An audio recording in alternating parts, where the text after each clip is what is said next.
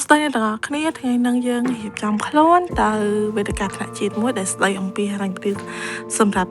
ធុរកិច្ចឆ្នាំ2026ហើយអ្នកទាំងអស់គ្នាអាចignore ពី outfit របស់ខ្ញុំហ្នឹងបានណានិយាយទៅថ្ងៃហ្នឹងគឺធ្វើមិនឲ្យស្រួលខ្លួនសិនព្រោះម្ដងវាមានអារម្មណ៍ថាអត់សូវស្រួលខ្លួនចឹងសូមពាក់ធម្មតាសិនហើយនៅក្នុងកម្មវិធីហ្នឹងពិតជាល្អមែនតើអ្នកទាំងអស់គ្នានិយាយទៅខ្ញុំ recommend ឲ្យអ្នកទាំងអស់គ្នាចូលរួមបើសិនជាអ្នកទាំងអស់គ្នាគឺជាម្ចាស់ស្ថាប័នឬក៏ជានាយកប្រតិបត្តិនៅក្នុងក្រុមហ៊ុនឬក៏បើសិនជាបងប្អូនមានពេលទំនេរចង់ស្វែងយល់បន្ថែមទាក់ទងជាមួយនឹងសកម្មភាពទាំងអស់ហ្នឹងអាចចូលរួមបានពីព្រោះដោយសារតែនៅសល់ថ្ងៃស្អែកមួយថ្ងៃទៀតណាថ្ងៃស្អែកមួយថ្ងៃទៀតគេធ្វើមួយថ្ងៃពេញដូចគ្នាហើយថ្ងៃស្អែកហ្នឹងគឺជាថ្ងៃចុងបញ្ចប់ហើយអញ្ចឹងរួមរាន់ចូលរួមបងប្អូនគ្នាទៅហើយនៅក្នុងកម្មវិធីហ្នឹងគេ provide ជាអាហារថ្ងៃត្រង់ទាំងពីរថ្ងៃពេញមកហើយមាន snack មាន drink អីតាមនឹងដែរហើយនេះគឺជាមូលហេតុដែលខ្ញុំទៅយឺតនៅរងគ្នានិយាយទៅតំងតបានចេញទៅនៅហើយផងនៅចាបផងគោលបំណងសំខាន់នៅក្នុងវេទិកាថ្នាក់ជាតិមួយហ្នឹងគឺគេចង់ផ្សព្វផ្សាយព័ត៌មានអំពីយន្តការគាំពារនានារបស់រាជរដ្ឋាភិបាលសម្រាប់ MSME ជាពិសេសជាទូនាទីភារកិច្ចគម្រោងឬក៏កម្មវិធីសំខាន់ដែលបានដាក់ចេញនិងអនុម័តដោយស្ថាប័នគាំទ្ររបស់រាជរដ្ឋាភិបាល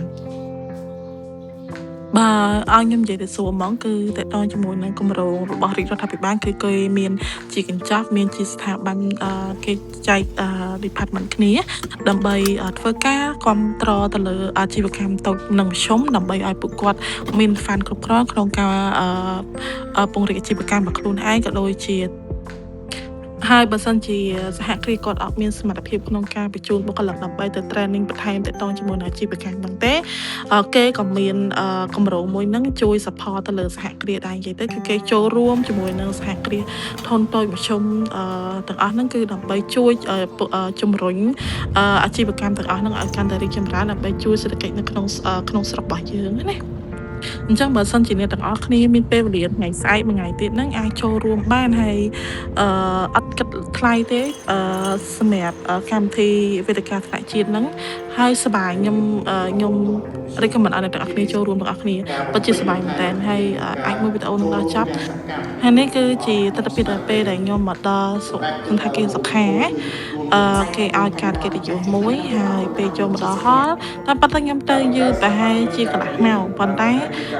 មិនថាយឺតអីណាទេព្រោះទៅដល់ហ្នឹងគេទៅតែចាប់ផ្ដើមបើកកម្មវិធីដែរអញ្ចឹងគេក៏បាន DJ ណាគាត់បានរៀបរាប់ពីវាគ្មិនពីកម្មវិធីដំណើរការពីណាទៅណាអញ្ចឹងណាគាត់បានរៀបរាប់ហើយនៅក្នុងកម្មវិធីហ្នឹងគឺគេមានវាគ្មិនច្រើនដើម្បីចូលរួមផ្សព្វផ្សាយទាក់ទងជាមួយនឹងព័ត៌មានទាំងអស់ហ្នឹងអញ្ចឹងអាចចូលរួមបានទាំងអស់គ្នាអ្នកទាំងអស់គ្នាហើយអានេះពេលហ្នឹងនិយាយទៅចេញមកតុបទឹកហើយឃើញស្វានៅជាប់នឹងខ្ជូទៅអ្នកទាំងអស់គ្នាមើលមកគេឡើងខ្ជូហើយមិនភ្លៀងហើយគ្នាមកតុំនៅហ្នឹងនៅតោងនៅជាប់ជញ្ជាំងហ្នឹងមកហើយនេះគឺជាអាហារដែលថ្ងៃត្រង់គេ free ឲ្យមានច្រើនមុខហើយសម្បូរបែបហើយអានេះគឺជាកម្មវិធីពេលថ្ងៃត្រង់ម្ដងទៀតមានវាគ្មិនប៉ុន្តែវាហ្នឹងគឺគេនិយាយជាភាសាអង់គ្លេសសុទ្ធអ្នកទាំងអស់គ្នាអាចមើលការផ្សាយផ្ទាល់ចេញពី page ផ្ទាល់តែម្ដងគេក៏មានផ្សាយផ្ទាល់ទាំងពីរថ្ងៃដែរអរគុណហើយកុំភ្លេចជួបគ្នានៅថ្ងៃស្អែកណាបាយបាយ